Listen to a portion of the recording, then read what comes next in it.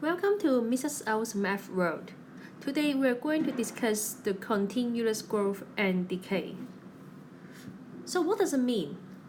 So I hope you still remember we have learned the concept of exponential growth and decay beforehand in the notes page 2.7. So it is indeed a kind of exponential function. We start from time 0 and it grows up continuously. So examples would be population growth and compound interest. For the compound interest, it means it is compound continuously, not compound daily, quarterly, weekly, and daily, and so on. So let's refer to textbook page 2.60 to discuss what's going on. So before that, we have learned when we compound interest yearly, we do it divided by 1 to the power 1 for the period. Quarterly, divide by power 4 and to the power 4. Monthly, and so on. And you will see that actually the amounts will be increased. How about if we do it continuously? Continuously means we do it n times for over a year. And when you do so, it means it's going to be larger, and very large. And for very large means so for the values at the end, like something like this. Okay, this actually becomes 1, similar to 1. So that means this one is similar, approximated to be the power series of e to the power 0.05. So which we have learned in earlier on this session.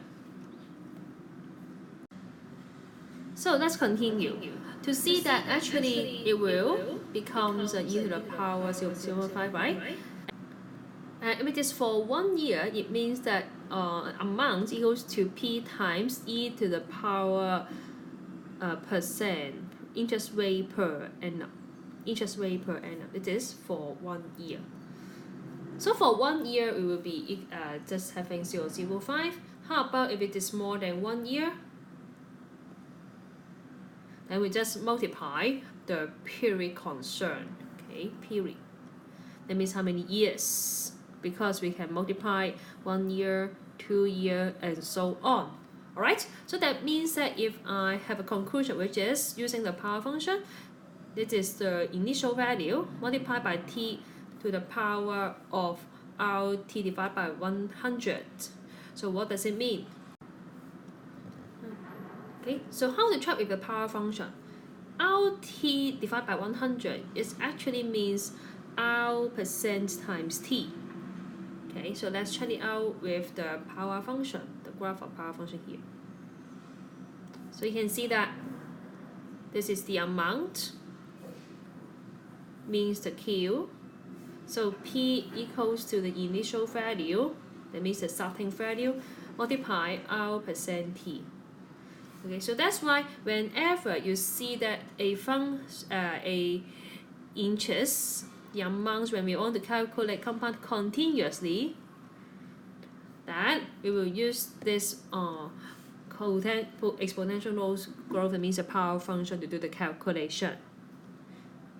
So that's the end for the explanation part.